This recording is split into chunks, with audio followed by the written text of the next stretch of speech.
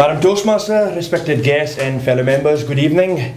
I'm Faraz again with my second speech. A few weeks ago I gave my first speech, which was supposed to be the icebreaker, and I just spoke about myself. And I was like, after the speech I was very happy, very excited, jubilant. When I went home, I told my wife that, you know what? Today I gave my first speech in Toastmasters. And she was like, make me a cup of tea, would you? So after making that cup of tea, I went straight to my room and opened my bag and digged into my bag and took out the feedback forms which were given to me by my fellow members. And I started reading them. Again, I started feeling proud and I started feeling excited. Now, flipping over these pages, I came to something which was, what is NLP? Because I spoke in my first speech that what is NLP? About NLP, sorry. So it just came out like, what is NLP? And I was like, if I know about NLP, why did I think that the whole world knows about NLP? So I thought, why not give my second speech on what is NLP? So today we're going to be talking about what NLP is. I think a few people sitting in the room, they might know what NLP is, but if you do, that's a refresher. But if you don't, it's something you're going to learn. NLP. N stands for neuro, L stands for linguistic, P stands for programming. So it's neuro-linguistic programming. I know the title is quite weird, but once you crack through the title, it's quite an exciting thing to learn. Let's say what neuro is. N, neuro. Neuro is to do with your neurological system, with your brain, with your mind.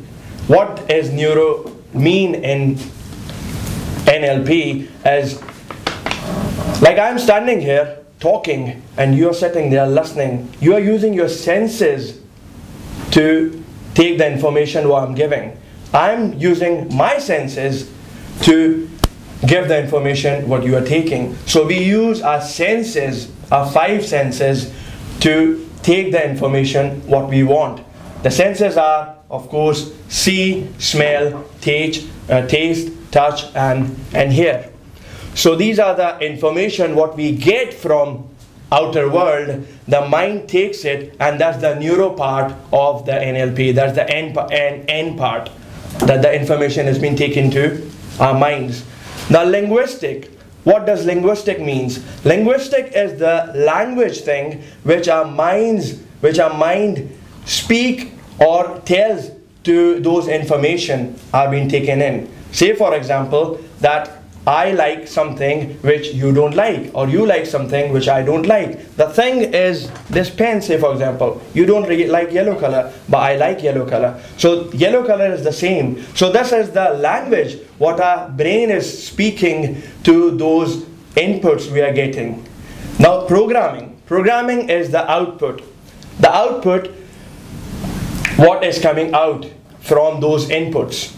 So you got the input, then it's processed through the linguistic part, and the programming is the coming out part. Now I can show you this diagram. I think this could help you understand a bit more. This is the external events, like the sounds or the information or the pictures we are seeing, and it's going in the mind, which is processing in the minds through our filters. One thing is quite fascinating, that we get 2 million bits of information per second which our mind has to work through, and it just comes out on 134 bits. It just narrows it down, how it filters it through deleting it, distorting it, or generalizing it, or storing it. So this is the NLP part. Like you get the information, you process it, and then it comes out. So this is what NLP does.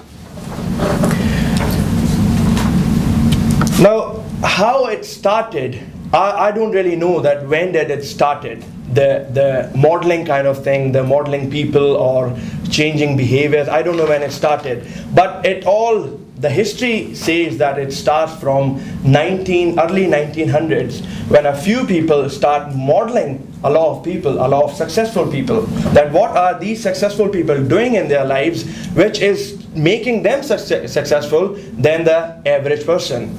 Now I've got a few books. This is a book written by Napoleon Hill.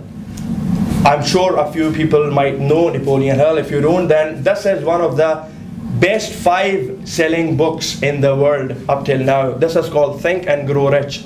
This book says how people get what they do. This book says that if you want to be successful in your life, not just rich, but successful overall, it shows you what to do and how to basically do it. And this is not a path, this is not the thing that he tells you that you have to do this, then you do that. No, it is again thinking about yourself, that what are the things you could do better, as all written in this book. The other book is by Dale Carnegie. I'm sure that a lot of people might have heard about Dale Carnegie. He also, he died long ago, but there is a public speaking club on his name as well, Dale Carnegie Public Speaking. So this book is one of the best books written as well. Now what these books tells you, that how that we can change our behaviors, how we can change our mentality, how we can change our habits. This is what NLP does. NLP helps you in changing the filters we got in our mind. When you change the filter, you change the picture, and once the picture is changed, the outcome is changed as well. Now these guys, 2 guys called Richard Bandler and John Grinder, they were the founders of NLP in 1970s. They started to follow a few mind counselors, hypnotherapists, or other people who are working with people's mind, with their habits. Now a few names comes up in their study. Number 1 is Milton Erickson, who was a language expert. Number 2 is Virginia Satir, who was asking a lot of questions to her clients. And number 3 was Fritz Perl, who was again a hypnotherapist. So NLP, as all the tools are be taken from those proper people, proper mind counselors, and put it into NLP. Now, I'm just going to sum up the speech now, saying that NLP has really worked for me.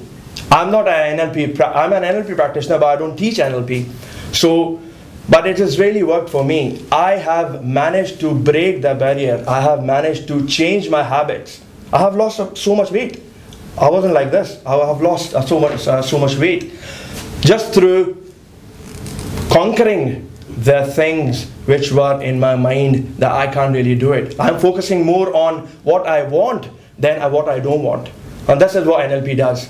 So if anyone is interested in learning NLP, I mean, you can of course go and surf the net, or read some good books about NLP. And as I said, it really had worked for me, so it should work for you guys as well. Thank you very much.